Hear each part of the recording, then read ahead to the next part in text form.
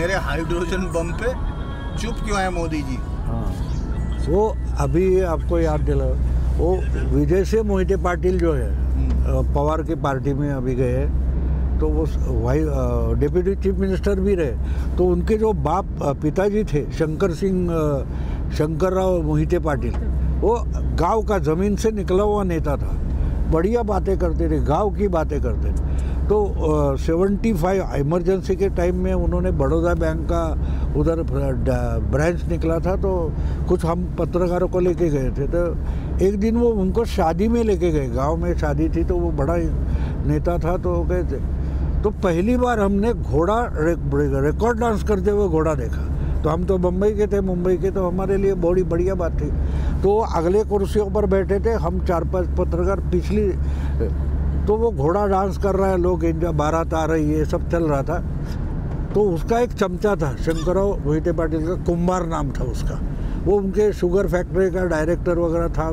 वो बीच में उठकर उसने कहा बस हो गया, हटाओ इसको। तो घोड़े को भगा दिया, वो घोड़े वालों को।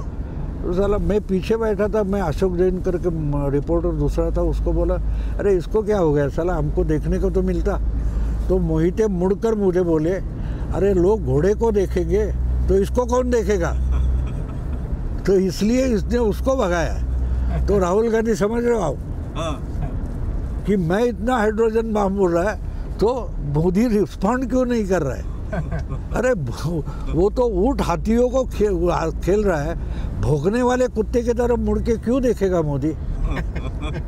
तुम अपनी औकात समझ लो ना। तो राहुल की, यानी इन लोगों की वो खुद को कुछ समझ ले। आपको याद होगा, मैं अभी आया पार्लियामेंट में, राजनाथ सिंह ने मुझे नमस्कार किया, मोदी ने मेरी तरफ देखा भी नहीं। तो इसको वैलिडेशन की ज़रूरत है। बिल्कुल, मोदी ने उसको रिकॉग्नाइज करना चाहिए। इसके लिए वो रो रहा है, हर दिन रो रहा है कि इस पर मोदी क्यों नहीं बोल रहा है उसका, यानी उसको मोदी उसे बोलते ना, वाल्मीकि जो बात है कि वो तो वालिया कोली था, वो भूल गया ना कि नारद ने बोला था राम राम बोलना, तो वो मरा बोलता रहा, फिर भी वो राम राम हो गया। तो वो ऐसा है। संकट ये है, उसको लगता ऐसा है कि अगर मोदी मुझे एक आध बार चर्चा के लिए बुला ले, 2-4 बार रिएक्ट कर दे मेरी बात पे, तो लोग मुझे गंभीरता से लेना शुरू कर दें। हाँ, वो बात लड़ाई है। तो समझे, वो राहुल गांधी वैसा है कि साला मोदी क्यों नहीं पलट रहा है, तो वो बात होती थी। तो एक हमारे साथ, उसका नाम भूल गए, मोदी से मान्यता के लिए तड़प रहा है, बस तुम रिकॉग्नाइज करो मुझे। वो मोदी जो मुद्दे उठाते हैं ना, वो आम जनता के दिल के मुद्दे होते हैं। सही, वो किसी रिसर्च पेपर से नहीं आते ना।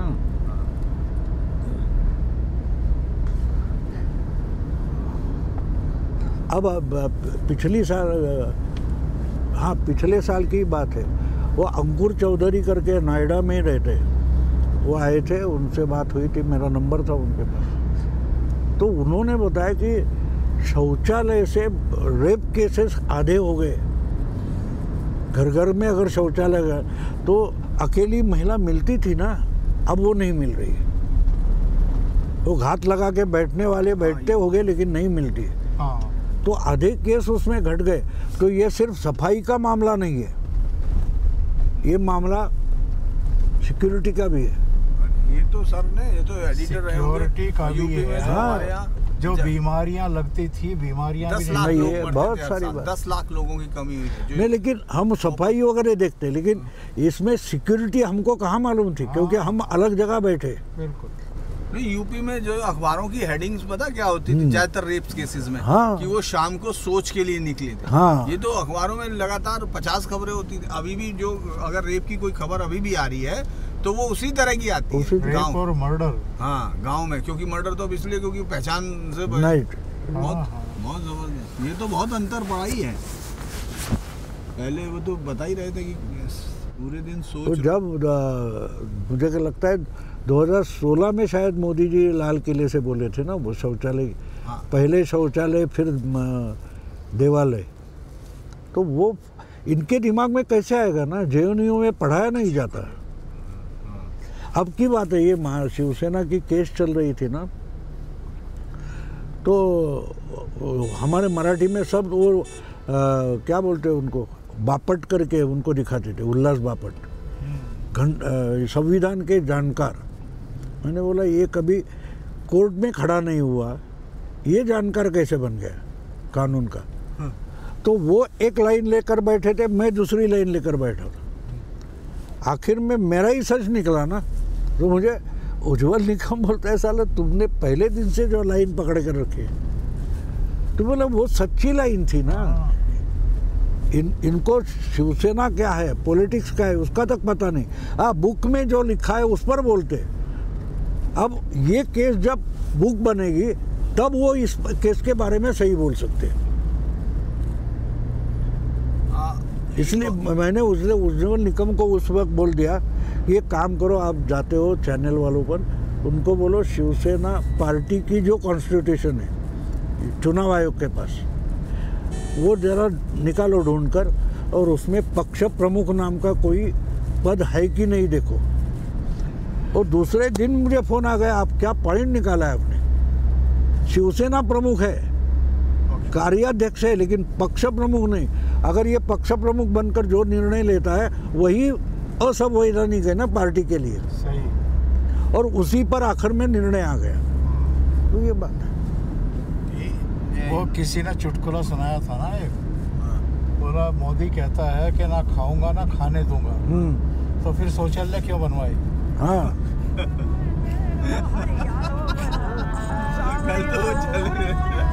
कल एक और भी तो आया था कि वो डॉक्टर क्या कह रहा है उससे, प्रेग्नेंट लेडी से, लेडी वो जो है कहले 6 महीने तक आपको राहुल के भाषण मत सुनवाना, बच्चे को मानसिक उससे हो सकता है, मंदबुद्धि, इसलिए ध्यान रखना।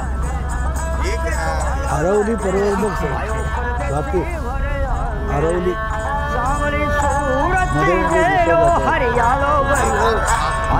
फरीदाबाद में एक कमरे से 350 किलो RDX मिला आज, और 2 असाइल्ड राइफल और डॉक्टर मिला। मतलब जो ऑपरेशंस को अंजाम दे रहे इस पे कोई बात ही नहीं कर रहा, वरना पहले क्राइम जो टेररिस्ट अटैक है वो एक नॉर्मल हो गए थे, न्यू नॉर्मल हो गए थे, कोई पूछ ही नहीं रहा, इस पे कोई बात ही नहीं कर रहा भाई। नहीं, मैं तो पूछ लेता हूँ, मुझे एक बाकी ये तो बड़ी बात करे, मैं छोटी बात पूछता हूँ कि भाई पिछले 4 साल में किसी चैनल पर, किसी अखबार में हुर्रियत नाम का शब्द छपा है, मुझे दिखाओ। अचानक हुर्रियत कहाँ गई? तो बार हुर्रियत। अरे जवानों पर हमारे पत्थर फेंक रहे थे बच्चे, मुझे दिखाओ एक सीन, पता चल जाता है ना क्या। अरे बदला है तो आपको देखने का नजर भी चाहिए ना आपके पास, आपके पास नजर ही नहीं है। धमाके पूरे देश में होते थे। हाँ, पूरे देश के नहीं होते हैं क्या? अरे पूरा विपक्ष, याद नहीं, सांसद वांसद वो हुर्रियत में मिला ही नहीं वो इनसे, मतलब उसके दरवाजे पे जाके खड़े हो गए ये लोग। अरे यार, हिंदुस्तान की सरकार, सांसद, कोई तो मायने होंगे। अब तो सीज हो गया ना उसका घर, अभी दोबारा वो भी कर दिया। वो क्या हुआ था, बंद किया हुआ था उसका घर, हुर्रियत वाला ना, एक इकोसिस्टम वाला मुझे बोलता है सिंदूर हो गया तो मोदी ने क्या किया। मैंने बिल्कुल नहीं किया। इंदिरा गांधी तो बॉर्डर पर जाके लड़ती थी, जनरल वगैरह पीछे उनकी साड़ी संभालते थे, तो चुप हो गए एकदम। राहुल गांधी ने ये सब इकोसिस्टम वालों की बुरी हालत कर दी, वो इनको नंगा करके सामने रख देता है। हाँ, बार बार उसको बचाव करने का मतलब ही है। हाँ, सेना जैसा बयान तो मुझे तो लगता नहीं आज तक किसी देश में किसी लीडर्स के पास इतनी बड़ी वो रही होगी, वो ये समझ ही नहीं रहा कि वो सेना पे सवाल कर रहा है, जबकि सेना में तो कम से कम अलग रखा गया सब चीज़ों को, वो सेना में कह रहा है 10% वो। तो कल मैं बोलने वाला तो सब लड़कों बच्चियों को ऊपर बुलाया ना स्टेज पर, बोले इनका अभिवादन करो, इनमें एक भी राहुल गांधी नहीं है, क्योंकि मेरी जिम्मेदारी नहीं, ऐसे बोलने वाला एक भी नहीं है। इसका मतलब इनमें एक भी राहुल गांधी नहीं है। हाँ, मतलब डेमोक्रेटिक सेटअप में आप लीडर हो, आप उसको बचाने कह रहा मेरी कोई जिम्मेदारी नहीं, तो फिर आपके पास बयान क्या है, मतलब आपकी जिम्मेदारी क्या है फिर आंदोलन क्यों कर रहे हो? हाँ, मतलब उसी के लिए जिसको बचाने की जिम्मेदारी नहीं, उसका आंदोलन आपको करना है। इसको बहुत अच्छे से फॉलो किया था केजरीवाल ने कि मुख्यमंत्री मैं हूँ, फाइल पे साइन कोई नहीं, डिपार्टमेंट मेरे पास कोई नहीं। अच्छा, आपको क्या लग रहा है कि दोबारा वापस लौट सकता है केजरीवाल? नहीं नहीं नहीं, नहीं। ये जनसुराज का क्या होने वाला है? काय नाही निकाल लागले की फुगा फुटेल त्याचा। नाही, त्याला काही सीट मिळणार का? 10-12 सीट, एक परिवर्तन और 10-12 सीट में फर्क होता है। समझो 10-12 सीट भी उसको मिल गई तो वो तो परिवर्तन की बात कर रहा था ना। नहीं, उसको सीट तो मुझे नहीं लगता 1-2 सीट से नहीं, समझो 15 भी मिल गई तो फर्क क्या पड़ता है? कुछ नहीं है। वैसे तो कुछ 24-30 सीटें पासवान के पास थी ना 2005 में। 29 सीटें। क्या हो गया? नेक्स्ट में वाइप आउट हो गया। हाँ, नेक्स्ट में कहने लगा कि हमको मुस्लिम चाहिए मुख्यमंत्री, इसलिए सरकार ही नहीं बनने दे रहा था वो। हाँ, देखो औकात से ज़्यादा एम्बिशन नहीं होनी चाहिए। हाँ। मैं जब ये सब मेरे साथ थे, एक समझ में बात आ गई, साला सरासर झूठ बोलना पड़ता है, ये तो अपने से होने वाला नहीं। तो मैं जर्नलिस्ट हो गया, मैं पॉलिटिशियन नहीं बना। मैं तो बोल सकता, भाषण अच्छे देने वाला था, आंदोलन खड़ा करने वाला था। ये सब मुंबई की सब लेफ्ट ऑर्गेनाइजेशन थी ना, उनको मोर्चा निकालने तो भाऊ चाहिए। क्यों? क्योंकि मेरे पास जो 10-12 मुझे पंटर थे, हर कॉलेज में भेजता था, आराम से 4-5 हज़ार लोग इकट्ठा हो जाते थे दूसरे दिन। एक बार तो ये हुआ 71 में जब फोकर फ्रेंडशिप वो हमारा हवाई जहाज चुराया गया था पाकिस्तान, जो ले गए थे वहाँ। तो हमने तय कि एक शाम को कॉलेज में ऊपर ग्राउंड पर बैठा था, बोले साले पाकिस्तान के कॉन्सुलेट पर मोर्चा लेकर जाएंगे, कल निकालेंगे। अब कॉन्सुलेट कहाँ है इसका पता किसको मालूम। तो दूसरे दिन चर्चगेट और वीटी स्टेशन पर बच्चे पहुँच गए, तो एक ने ढूंढ निकाला था, वो तो उधर है बीच कैंडी में। फिर सबको बोला कि चलो अब चर्चगेट इकट्ठा हो जाओ, चर्चगेट से महालक्ष्मी स्टेशन उतरते और चल कर जाएंगे। तो 2-2, 3-3 हज़ार में कुछ 12 घंटे में इकट्ठा करता था। लेकिन जब ये समझ गए नहीं, ये तो अपने से होने वाला नहीं, सरासर झूठ बोलो, वो नहीं होने, तो हमने चलो पॉलिटिशियन नहीं बनना है। ओंकार सर, एक बहुत बड़ा फैसला आ गया, मैं आपको डिस्टर्ब कर रहा हूँ इसलिए बता रहा हूँ आपको। उत्तर प्रदेश के मुख्यमंत्री योगी आदित्यनाथ ने इतना बड़ा ऐलान कर दिया कि अब यूपी के सभी स्कूलों में वंदे मातरम नियमित होगा और जरूरी गायन किया गया। ये हमने कर दिया और ये हर एक उत्तर प्रदेश में शिक्षण संस्थान और स्कूल में अनिवार्य कर देंगे ये। और ये नई जिन्ना बनाने की साजिश का हिस्सा है। हमें जो ये लोग जो जाति मजहब कर रहे, हमें सुनिश्चित करना होगा कोई जिन्ना ना उभरे और विभाजनकारी इरादे को जड़ से जमने से पहले उड़ाना होगा। आपको क्या लग रहा है ये नया खेल, अब क्या इसको देख रहे हैं आप? वो सामने वाले को बिजी रखना है ना। चलो इस पर आंदोलन शुरू करो।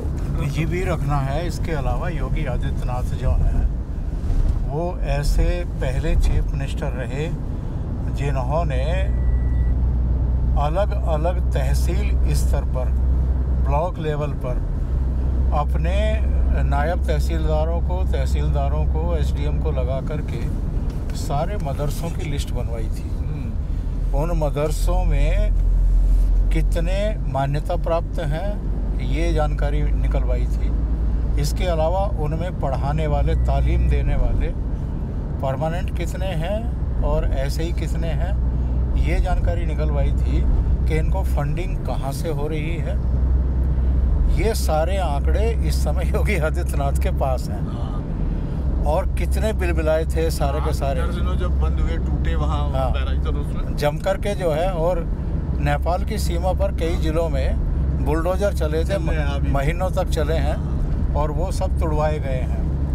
तो जो एक होता है शासक, एक होता है इच्छा शक्ति के साथ और एक ठोस दिशा और उसके अपने मंतव्य के साथ चीज़ों को साफ करना, जैसे हिमंता बिस्वा शर्मा ने असम में किया है। बिल्कुल एकदम साफ। उन्होंने कहा कि नहीं, हमको मदरसे नहीं चाहिए, हमको इंस्टीट्यूट चाहिए, शिक्षण संस्थान चाहिए। और आप ये बताओ, वो मुस्लिम कम्युनिटी से पूछते हैं, आप हमें ये बताओ, आप अपने बच्चे को मुल्ला मौलवी बनवाना चाहते हो या इंजीनियर बनाना चाहते हो, कंप्यूटर सॉफ्टवेयर में पारंगत बनाना चाहते हो, वकील बनाना चाहते हो, शिक्षाविद बनाना चाहते हो, तुम्हारे घर में 2 रोटी का जुगाड़ हो, इसकी व्यवस्था करना चाहते हो, या कट्टरता फैलाने के लिए मस्जिद में बांग देने वाले आपको चाहिए? तो बड़ा सीधा सा एक मदरसे पर बुलडोज़र उन्होंने चलवाया था। तो ये जो यहाँ आरफा खानम और तमाम दूसरे लोग ये बड़े चिल्ला रहे थे।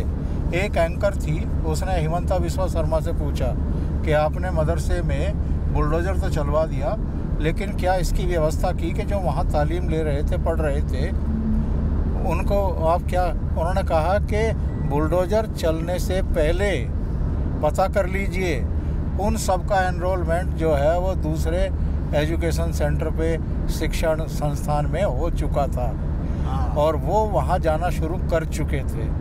तो बोला हम अंधे होकर के बुलडोज़र नहीं चलवा रहे हैं, पहले उनकी व्यवस्था की है, जो बच्चे पढ़ रहे थे दूसरी जगह उनका प्रवेश हो गया।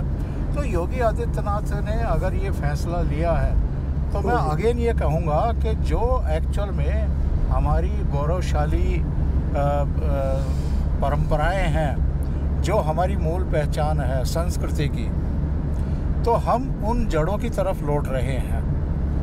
और सब इस बात को अब जानते हैं और मानते हैं। स्वाति जी से बात हो रही थी तो वो बता रही थी कि जो नातिन है उसका जहां हम एडमिशन कराना चाहते थे वहां तो नहीं हो पाया, लेकिन अब संडे को एक ऐसी जगह लेकर के जाते हैं जहां पर जो हमारी रीतियां नीतियां, हमारी संस्कृति, उससे रिलेटेड चीज़ें होती हैं, तो ताकि जो हमारी मूल पहचान है उसको पता रहे, बच्चे को पता रहे।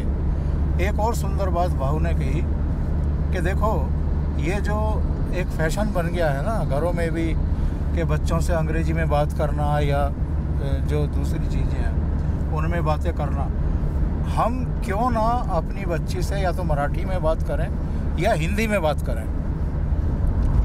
जो हमारी पहचान है, जो हमारी जड़ों को मजबूत करने वाली चीज़ें हैं, तो कितनी सुंदर बातें हैं। तो योगी आदित्यनाथ का अगर ये फैसला है तो मैं तो कहूँगा कि उनको सैल्यूट किया जाना चाहिए।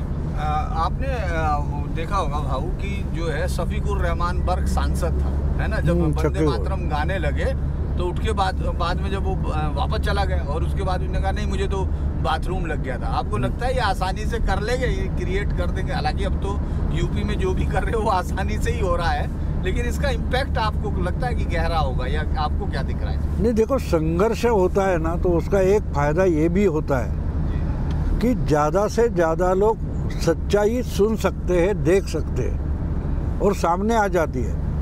वो एकेडमिक नहीं रहती, आम जनता के लिए हो जाती है। अगर संघर्ष नहीं होगा और ये किसी बड़े हॉल में आकर बड़ा सम्मेलन हो जाता है और वही की वही बात दफनाई जाती है, ये जब रास्ते पर आ जाता है ना तो घर घर में पहुंच जाता है। 100 में से कम 50 लोगों के घर में पहुंच गया तो वो भी विचार करना शुरू करते, ना कि रटी रटाई बातें और रटे रटाए सवाल और रटे रटाए जवाब। इससे निकलकर लोग सच्चाई तक और वस्तुस्थिति तक पहुंच जाना शुरू कर देते हैं। और इसलिए ये जो किया है वो जानबूझकर किया है कि इस पर बवाल हो।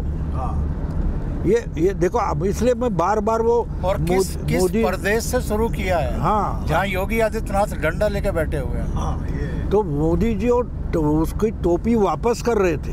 हाँ, ये रिकॉर्ड हो रहा है, उनको पता था, लेकिन उसका इम्पैक्ट जो होगा वो इम्पैक्ट पर उनका ध्यान था, ना कैमरे पर था। तो जब ये बातें हो जाती है ना तो मंथन ज़्यादा होता है, और मंथन बुद्धिजीवियों में नहीं होना चाहिए। जो वोटर होता है एक्चुअली वोटिंग के लिए जाता है, बस टीवी चैनल पर बैठकर बातें करेगा और वोटिंग के दिन कहीं तो बड़ी लंबी छुट्टियाँ करके बाहर निकल जाएगा।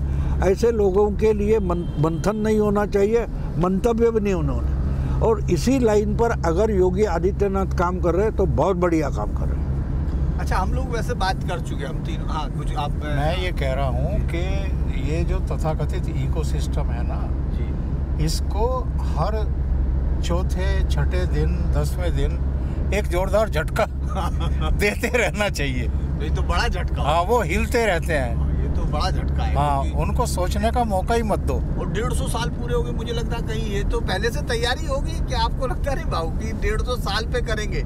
हैं, जब वो खोया हुआ स्टेंजा भी ले आए उसका कि जो हटा दिया था सरकार ने। अच्छा, वैसे ही अनौपचारिक बातचीत में मुझे कई बार ये होता है कि अगर पार्टी कोई सोचेगी अगली उसके बारे में, तो आपने देखा होगा भाऊ, सबसे ज़्यादा हमारे यहाँ, और हम और ओंकार सर तो इस पे बात भी कर चुके हैं कि हमारे यहाँ सबसे ज़्यादा चर्चा ये होती है कि ये योगी को हटाना चाहते हैं, ये योगी को हटाना चाहते हैं। आपको लगता है कोई उत्तराधिकार की लड़ाई चल रही होगी पार्टी के अंदर, ऐसा कुछ लगता है? नहीं, वो तो देखो हर घर में होती है, तो पार्टी में क्यों नहीं होगी, जरूर होगी। हाँ। लेकिन इसका मतलब ये नहीं है कि जो बना बनाया खेल है वो बिगाड़ देंगे। ये मैं बोलता हूँ हमेशा कि बीजेपी कांग्रेस बनती जा रही है, उसका मतलब क्या है? अगर 50 साल कांग्रेस इस देश में सत्ता में रही तो उसका एक कारण ये है कि कांग्रेस के नेता एक दूसरे की टांग खींचने पर तुले होते थे, लेकिन एक ध्यान रखते थे कि सत्ता हमसे, हमारे पार्टी के हाथ से नहीं जानी चाहिए। ठीक है, आज ये बैठा है, 2 साल में उसको हटाकर मैं बैठ जाऊंगा, लेकिन मेरे बैठने के लिए कुर्सी तो होनी चाहिए। अगर कुर्सी ही पार्टी की नहीं रही तो मैं अपनी पार्टी से मुख्यमंत्री कैसे बन सकता हूँ? ये जो गठबंधन वगैरह हो गए, छोटे छोटे टुकड़े पार्टियों के हो गए, तो एक पार्टी को ख़त्म करके मैं अपनी पार्टी बनाना चाहता हूँ। बीजेपी में वो नहीं, बीजेपी में बोलते हैं कि जिसकी ताकत ज़्यादा रहेगी वो पार्टी कब्जा करेगा। अब जब पार्टी कब्जा होती है, वो प्राइम मिनिस्टर बने बाद चीफ मिनिस्टर बनेगा, जो बनना है। ये इब्न खालदून की थियरी है। इब्न खालदून नाम का जो इतिहासकार 14वीं शताब्दी में हुआ, इस्लामिक, तो बोलता है कि अरब घराने, जो राजघराने होते थे, वो लंबी समय तक इसलिए चले कि बाप ने अपॉइंट किया है या सबसे बड़ा भाई है, वो अगर नकारा है, नाकरता है, तो उसको नहीं, जो तगड़ा है वो उसको उठाकर बाहर फेंक देता था।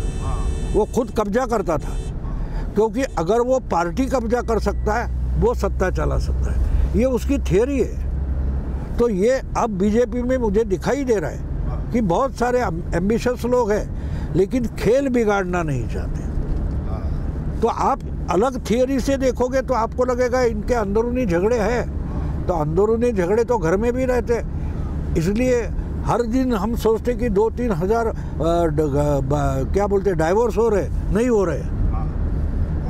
हमारे बच्चे, उनके लिए माँ बाप चाहिए, तो एक दूसरे की बनती नहीं, फिर भी इकट्ठा रहते, दिखाने के लिए इकट्ठा रहते, कोई बात नहीं, लेकिन परिवार चलता रहता है, क्योंकि आपका बेस परिवार है, आपका कल्चर परिवार का है। तो वैसे ही ये पार्टी जो बीजेपी चल रही है, वो परिवार की आधार पर चल रही है।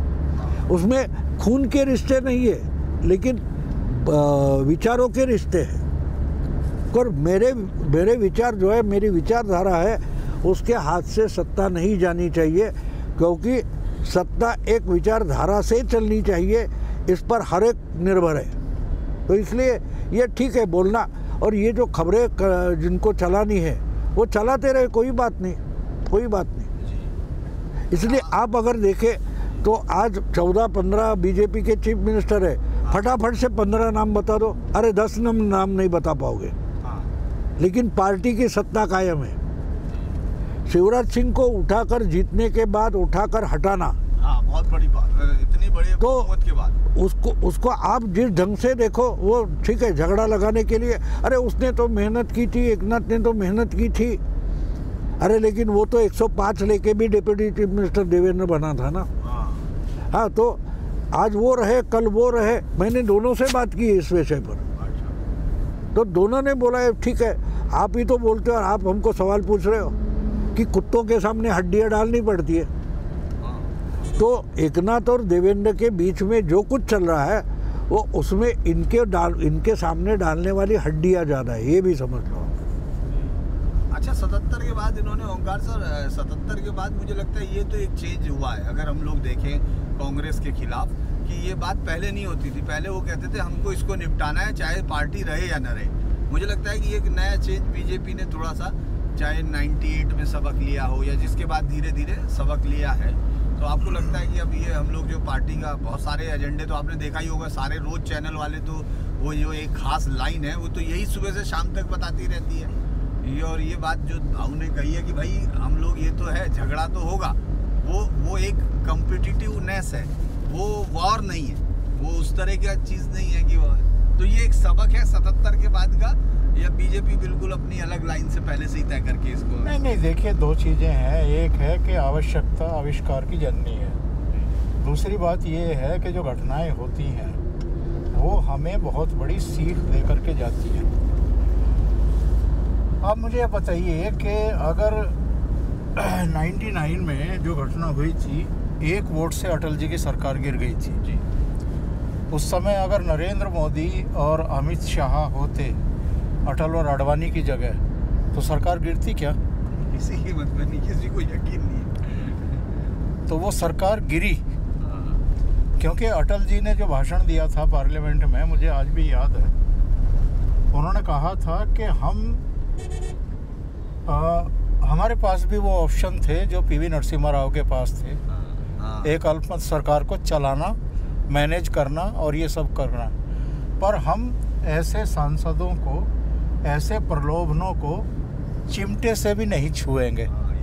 ये शब्द थे उनके, ठीक है। उसके बाद आप याद करिए, जब कर्नाटक में मैंडेट आया तो Bharatiya Janata party single largest थी। 113 बहुमत के लिए चाहिए था, 108 इनकी आई थी। इसके बावजूद ये लोग सरकार नहीं बना पाए। इससे पिछले वाली में ना मैं उसको कवर कर रहा था। हाँ, जेडीयू का चीफ मिनिस्टर, जेडीएस का। तो ये कांग्रेस वाले जो हैं ये भाग दौड़ करके तुरंत बेंगलोर पहुंच गए और जाकर के इन्होंने देवगौड़ा और कुमार स्वामी को ऑफर दिया कि कोई बात नहीं, तुम्हारी 37 सीटें आई हैं, 80 हमारी हैं, तुम चीफ मिनिस्टर बन जाओ और हम बस सलाहकार की भूमिका में रहेंगे, ठीक है। तो इन्होंने बीजेपी का रास्ता रोका। नंबर 2, दूसरी घटना महाराष्ट्र में हुई, जहाँ से भाऊ आते हैं। वहाँ पे Bharatiya Janata party single largest थी और उद्धव ठाकरे की 56 सीटें आई थी, संयुक्त शिवसेना की 56 सीटें आई थी। 2 पार्टियों को वहाँ के मतदाताओं ने रिजेक्ट किया था। 44 सीटें कांग्रेस की थी और 54 सीटें शरद पवार की थी।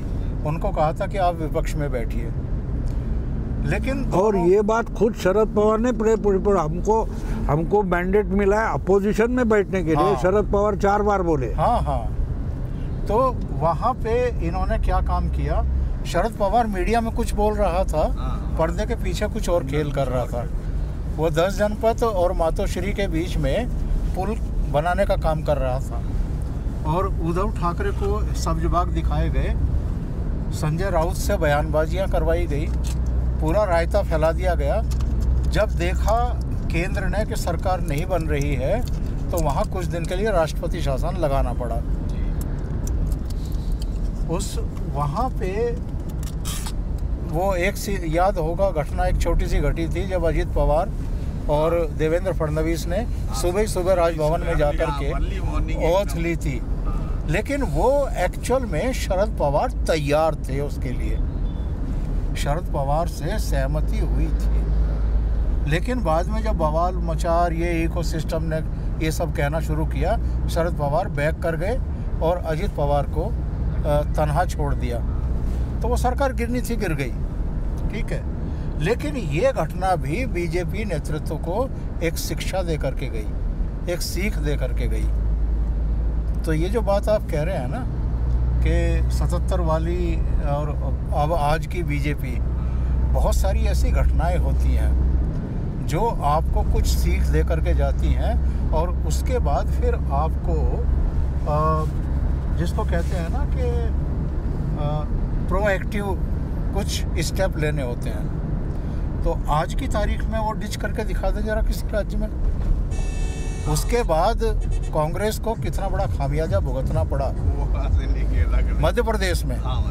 हाँ, मध्य प्रदेश में एक चुनी हुई सरकार कमलनाथ के नेतृत्व वाली ज्योतिरादित्य सिंधिया के नेतृत्व में 22 MLA छोड़ करके आए, सरकार गिर गई, शिवराज चौहान फिर चीफ मिनिस्टर बन गए। इसके अलावा जो यूथ था राहुल गांधी के साथ लगा हुआ था, एक एक करके वो सारा बीजेपी में चला गया, या सुष्मिता देव उधर टीएमसी में चली गई, कीर्ति आजाद टीएमसी में चला गया।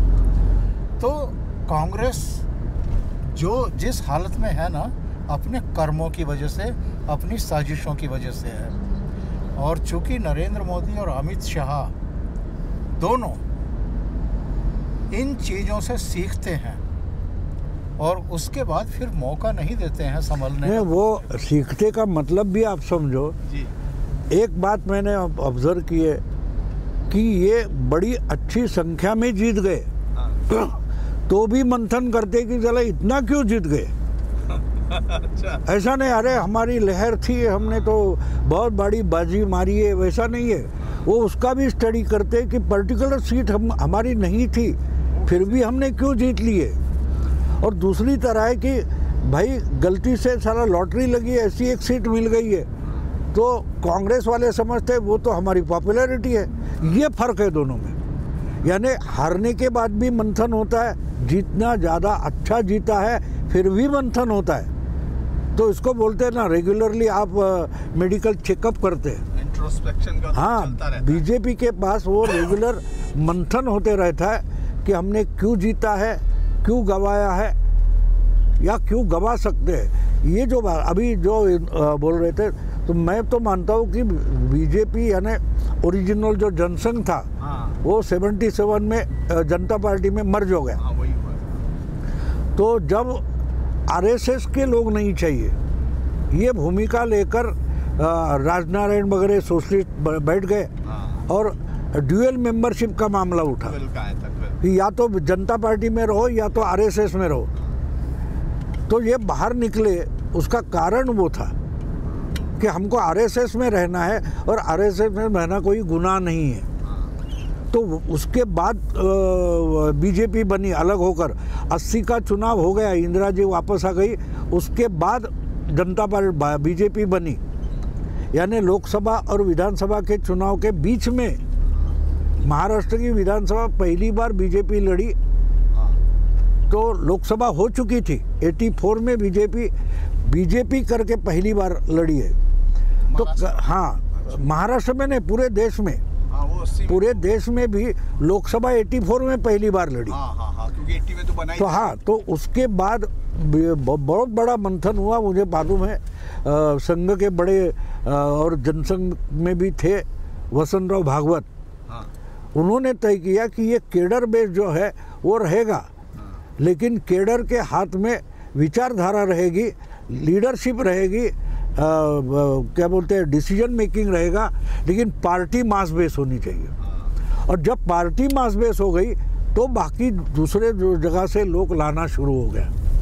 लेकिन उसके बाद भी आप देखेंगे तो डिसीजन मेकिंग किसके हाथ में रहता है। जब एकनाथ शिंदे को मुख्यमंत्री बनाया गया, हाँ, तो देवेंद्र ने क्या घोषित किया था कि ठीक है भाई, मैं तो सरकार में नहीं रहूँगा। हाँ। उसको कान पकड़कर अंदर बिठा दिया, क्योंकि गवर्नमेंट का मतलब डिसीजन मेकिंग होता है, और डिसीजन मेकिंग में तुमको रहना पड़ेगा। तुम्हारा पद कौन सा है वो इम्पोर्टेंट नहीं है। ये गवर्नमेंट भी बीजेपी की जैसी चलनी चाहिए, भले चीफ मिनिस्टर बीजेपी का नहीं रहेगा। हाँ, तो आप समझे क्या हो रहा था। तो सीख वहाँ से ली जाती है कि हमको क्या करना है, क्या नहीं करना है। तो हर बात में बीजेपी ने सीख ली है और सीख लेने की कोशिश करते रहते। और इसलिए मैंने कहा ना कि हार जाए जीत जाए, कोई कुछ भी हो, उसका स्टडी होता है। हरियाणा जीत गए तो हरियाणा में क्यों जीत गए, उस पर भी उन्होंने बड़ी मेहनत की, और उसके आगे चलकर महाराष्ट्र में किया है। और दूसरी बात ये होती है कि एक बात और बाकी पार्टियों को समझ में नहीं आता कि जनसंघ हो या बीजेपी हो, आरएसएस ने एक सीमा रेखा बनाई है, लक्ष्मण रेखा बनाई है कि पॉलिटिक्स बीजेपी में रहेगी, आरएसएस में नहीं रहेगी। और जो आरएसएस में है वो बीजेपी में जाकर कुछ भी कर सकता है। लेकिन कोई बीजेपी वाला आरएसएस में हस्तक्षेप नहीं कर सकता। हाँ, ये बहुत वो जो बीज है, अब देखो इसका फर्क मैं समझाता हूँ आपको। कांग्रेस और बीजेपी में जो फर्क है, या लेफ्ट मूवमेंट हो जो कुछ है उसमें और बीजेपी के पॉलिटिक्स में फर्क क्या है? फर्क ये है कि आरएसएस एक आंदोलन है, संगठन है और आंदोलन है। हाँ, तो ये लोग जरूरत होगी तब बीजेपी के साथ जाएंगे, लेकिन वरना वो इंडिपेंडेंट रहते, हमसे कोई वास्ता नहीं है। ठीक है, कांग्रेस में क्या हो गया, सत्ता जब आई आज़ादी के बाद तो आंदोलन खत्म हो गया। तो आंदोलन किसी भी विचारधारा के लिए बीज का काम करती है। इन्होंने बीज ही खत्म कर दिया। आज मुझे बोलिए, आप जो जिनके सामने उंगली दिखाते हो उसमें ओरिजिनल कांग्रेस वाला कौन है, जो कांग्रेस की विचारधारा लेकर पॉलिटिक्स में या पब्लिक लाइफ में आया? कोई नहीं मिलेगा आपको। चिदम्बरम कहीं से उठा कर लाया है, या और कोई कहीं से उठा कर लाया है, जयराम रमेश कोई टेक्नोक्रेट है, कोई यूनिवर्सिटी का लीडर है, उसमें ओरिजिनल कौन है? लेकिन आरएसएस के आप देखोगे तो ओरिजिनल है। फिर वो अमित शाह होगा, गडकरी होगा, नरेंद्र मोदी होगा, वो अश्विनी वैष्णव को लाए, वो काम में लगाए। यानी कि सोच देखो, इसको ओरिजिनल इंडियन सोच बोलता हूँ। तो हाँ, तो इसलिए झगड़े होते होंगे, लेकिन झगड़े किस में है? देखो, हेमंत तो विश्व शर्मा और कोई आरएसएस वाला इसमें झगड़ा नहीं है। हेमंत तो जब तक इनके मोड में परफेक्ट नहीं था तब तक उसको 5 साल मिनिस्टर रखा था। उसने दिखा दिया कि मैं तो आरएसएस से एक कदम आगे हूँ, चलो ये मोड में पक्का हो गया। योगी जी आरएसएस से उपज नहीं है, लेकिन वो आरएसएस को लेकर आगे चल रहे। आरएसएस को जो चाहिए वो उनसे भी बढ़कर चढ़कर कर रहे हैं। तो जो डिसीजन मेकिंग है, और मुझे और एक बात याद आती है, डिसीजन मेकिंग का मामला कैसे होता है समझ लो। ये बुद्धिजीवी जो होते हैं ना, यूनिवर्सिटी में पढ़े हुए पॉलिटिक्स, उनके समझ में ये बात नहीं आती क्योंकि किताबों में नहीं होती। जब 80s में एक मिनट था,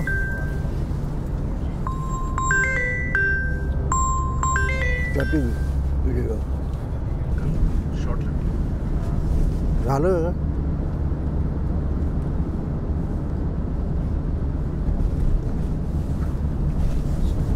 तो 1980s में अमेरिका का प्रेसिडेंशियल चुनाव होने वाला था, तो रोनाल्ड रीगन उसमें उतरे थे। तो वहाँ की एक परंपरा रही है कि जो फाइनल कैंडिडेट होते हैं डेमोक्रेट या रिपब्लिकन के, तो उनके साथ पॉलिटिकल या बड़े बुद्धिजीवी होते, उनका एक इंटरेक्शन होता है, ये अलग अलग सवाल पूछते। तो ऐसा ही था, वो बड़ा एक प्रोफेसर, उन्होंने रोनाल्ड रीगन को पूछा था, तो उस वक्त सोवियत यूनियन था, तो बोला आपकी सोवियत पॉलिसी क्या है? तो रेगन तो आपको मालूम है फिल्म में काम किया हुआ ऐसा था वेस्टर्नर। तो बोला मेरी पॉलिसी बिल्कुल सिंपल है, I have to win they have to lose, मुझे जीतना है उनको हारना है। तो बोले ये तो स्लोगन हो गई ना, पॉलिसी क्या है? बोलो पॉलिसी आपका हेडेक है। आप जैसे प्रोफेसर से वो 10 पॉलिसियाँ तैयार करेंगे, मैं उससे चुनूंगा, क्योंकि I will be a decision maker, मैं डिसीजन लेने वाला रहूँगा, ना कि उस पर माथापच्ची करूँगा। तो ये फर्क होता है। आज आप देखेंगे तो बीजेपी की विचारधारा जो है वो आरएसएस से निकली है, और जहाँ डिसीजन मेकिंग होता है वहाँ ओरिजिनल आरएसएस वाला आपको दिखाई देगा। और इसलिए पार्टी विचारधारा के आधार पर चल रही है। वो पार्टी विथ डिफरेंस करके जो बोलते हैं ना, उनको ये पता नहीं है, तो वो बात अलग होती है। इसलिए जिस ढंग से पार्टी चलानी है वो चल रही है। वो आपको अब चुनाव हरियाणा के बाद महाराष्ट्र हुआ, दिल्ली हुआ, बिहार हुआ, तो आरएसएस क्या कर रहे हैं इनको पता तक नहीं है, जो कवर कर रहे हैं। वो अपने अपने काम करते रहते, और जिसके लिए काम कर रहे हैं उसको भी मालूम नहीं मेरे लिए आरएसएस क्या काम कर रहे हैं। तो अगर उस पर चर्चा नहीं होगी तो आपका आकलन क्या होगा, और आकलन गलत होगा तो अपने आप ऊपर सब आपके अंदाज है वो गलत निकलते हैं। सबसे ज्यादा गाली तो ओंकार सर ये उन्हीं को दे रहे हैं आजकल। आप देखे होंगे आरएसएस, हर बात में आरएसएस जो मेन एजेंडा पानी बाटली कहता है कि विचारात्मक लड़ाई हम आरएसएस से लड़ रहे हैं, उनको ये लगता है। तो फिर ऐसा क्या है, गलत मतलब पकड़ क्यों नहीं पाता वो आदमी? नहीं, 2-3 चीज़ें हैं। एक तो उनको आरएसएस की ताकत का अंदाज़ा हो गया है। 100 साल हो गए हैं आरएसएस को बने हुए। 100 साल तक कोई संगठन ना केवल जीवित रहे बल्कि एक बहुत महत्वपूर्ण भूमिका निभाए। देखिए आरएसएस की भूमिका क्या है ये समझने की ज़रूरत है। इंसान बनाना, मानव का विकास करना, जो हमारी जड़ें हैं, जो हमारी पहचान है, जो हमारी मूल संस्कृति है, राष्ट्रीय चरित्र, जो राष्ट्रीय चरित्र है उसका निर्माण करना, जो हमारी जड़ें हैं उनको मजबूत करना। ठीक है, तो ये जो भूमिका है ये इससे डरे हुए हैं क्योंकि जब ये आपके अंग्रेज आए थे, अंग्रेज़ों से पहले भी जब मुग़ल थे, और ये जो बहुत लंबा सदियों का मैं कहूँगा कि एक दौर चला है गुलामी का। ठीक है, विदेशी आक्रांता, यहाँ ये सारी चीज़ें हमारी जो पहचान के, हमारी जो आस्था के केंद्र थे उनको ध्वस्त किया गया। उनकी दीवारों पर मस्जिदें खड़ी की गई अपमानित करते रहने के लिए, और ये याद रहे कि हमने तुम्हारे आस्था केंद्र जो हैं वो तोड़े हैं और उन पर अपने बनाए हैं। एक बड़ी साजिश थी कि दबा के रखो इनको, ख़त्म कर दो इनको। ठीक है, तो ख़त्म तो हुए नहीं। तो मेन बात ये है एक्चुअल में कि कांग्रेस डरी रहती है आरएसएस की ताकत से, क्योंकि वो बहुत बड़ा काम कर रही है, राष्ट्र निर्माण का काम कर रही है। राहुल गांधी तो राष्ट्र ही नहीं मानते इसको, भारत को राष्ट्र ही नहीं मानते वो तो वो उसी से वो लिंक चीज़ है। दूसरी बात ये है कि जो अभी भाऊ ने इशारा किया, हरियाणा, महाराष्ट्र, दिल्ली और अब बिहार, और बिहार के बाद आप देख लीजिएगा बंगाल। ठीक है, ये सारी जगहों पर आरएसएस ने बहुत महत्वपूर्ण भूमिका निभाई है, बहुत ही महत्वपूर्ण भूमिका। इन्होंने आरएसएस की तर्ज पर एक कांग्रेस सेवा दल संगठन बनाया था, लेकिन उसका क्या हुआ? मतलब जैसे मैं कहूँगा कि आरएसएस के अनुसांगिक संगठन बहुत सारे हैं, लगभग 100 कहते हैं, 100। राजनीतिक विंग भारतीय जनता पार्टी है। क्या सेवा दल के साथ भी ऐसा ही है? सेवा दल के साथ ऐसा नहीं है। हरीश रावत के बाद तो कोई जानता ही नहीं। हरीश रावत टोपी पहन के दिखता था। हाँ, याद है वो सुरक्षा वाले हाँ, चपता था। हाँ, हरीश रावत दिखता था। तो ये लोग नकल करना चाहते थे लेकिन अकल के साथ नहीं, और आरएसएस को इन्होंने शायद जानने की कोशिश नहीं की। तीसरी बात ये है कि आरएसएस पर अटैक करके इनको ऐसा लगता है, ऐसा ये मानते हैं कि जितना आरएसएस को गाली देंगे, जितना मोदी को गाली देंगे, जितना बीजेपी को गाली देंगे, इनका जो वोट बैंक है वो यूनाइट होगा इनके साथ। यानी मुस्लिमों को अच्छा लगेगा आरएसएस को गाली देना या मोदी को क्रिटिसाइज़ करना। तो ये 2-3 कारण मेरी समझ में आते हैं कि आरएसएस को ये लगातार हिट करते हैं। हम लोग बहुत लंबी बातचीत चूँकि कर रहे हैं इस यात्रा में और इसको खत्म नहीं करेंगे, लेकिन एक चीज़ जो आखिरी सवाल मुझे लगता है भाऊ, जहाँ मुझे आरएसएस के लोग जो टीवी चैनल्स पर आए, हमने देखा, मतलब हम लोग एक पत्रकार के तौर पर ठीक है, अलग हम लोगों के रूप अलग हो सकते हैं क्योंकि हम किसी टीवी बन रहे, हमको जो दिख रहा वो बता रहे थे, लेकिन मैंने देखा वो बड़े डिफेंसिव हमेशा इसी बात पे लगे रहे। जबकि अगर आरएसएस ये कहता है कि मुझे देश अखंड करना है, भाई भारत अखंड का मेरा सपना है, तो इसमें कोई वो तो हो नहीं सकता कि भाई हम इसको ये कह दें कि कोई बहुत गलत चीज़ है या बहुत चीज़ है। लेकिन आपने देखा होगा टीवी डिबेट्स हो या तमाम चीज़ें, वो बड़े बड़े मतलब बैक फुट पे नजर आते रहे। ये बात मुझे समझ में नहीं आई, क्योंकि आप देश की बात कर रहे हो, आप मान लो हिंदू की भी बात कर रहे हो, तो 1947 के बंटवारे में हमने तो तय नहीं किया कौन हिंदू होगा कौन देश मुस्लिम होगा, वो तो उसी से तैयार किया। इसके बावजूद बैक फुट पे ये क्या कारण रहा? ट्रेनिंग की वजह से या एकदम नए मीडिया के सामने वो उसके लिए तैयार नहीं थे? ज़्यादातर अगर आपने देखा होगा, मतलब ये मेरा ऑब्जर्वेशन है, हो सकता है आपका इससे अलग हो, लेकिन ये एक आखिरी सवाल के तौर पर आपसे। एक बात होती है कि आरएसएस का काम का तरीका पहले समझना चाहिए जी। उनका मानना है कि पत्थर पर सर पटकूंगा तो पत्थर तो टूटने वाला है नहीं, सर टूटेगा। तो उसकी बजाय अगर एक जड़ होती है एक पेड़ की छोटी सी, वो पत्थर पर चलती रहती, पत्थर से संघर्ष नहीं करती, लेकिन आहिस्ते आहिस्ते अपनी इतनी पैर जमा लेती है को पत्थर को फाड़कर अंदर निकल जाती है, फट जाता है, और पत्थर को ही अपना आधार बनाती है। तो आरएसएस की सोच वैसी है। सॉफ्ट पावर ये शब्द का इस्तेमाल सारे लोग करते हैं, लेकिन समझते नहीं सॉफ्ट पावर क्या है। तो आरएसएस उस ढंग से काम करती है कि आज ये गाली दिला, कल हमको ज्वाइन करेगा, इस पर उनका भरोसा है कि आज पत्थर मुझे हार्ड लग रहा है, लेकिन कल वही आधार बनेगा तो पेड़ बनकर आसमान की तरफ मैं जा सकता हूँ। तो जो जड़ काम करती है उस ढंग से आरएसएस काम करती है, इसलिए 100 साल निकल गए। उसके बाद उनका प्रधानमंत्री जाकर वहाँ बैठा है। ये 100 साल पहले सोचने की बात नहीं थी ना। 1925 में अगर हम देखें तो जब हेडगेवार जी ने जो छोड़कर केशव हेडगेवार ने अलग होकर अपना एक संगठन बनाना चाहा कि जब कांग्रेस एज अ पॉलिसी मुस्लिमों को तुल दे रही है तो हमको अलग होना पड़ेगा, लेकिन राष्ट्रीय धारा से अलग नहीं होंगे।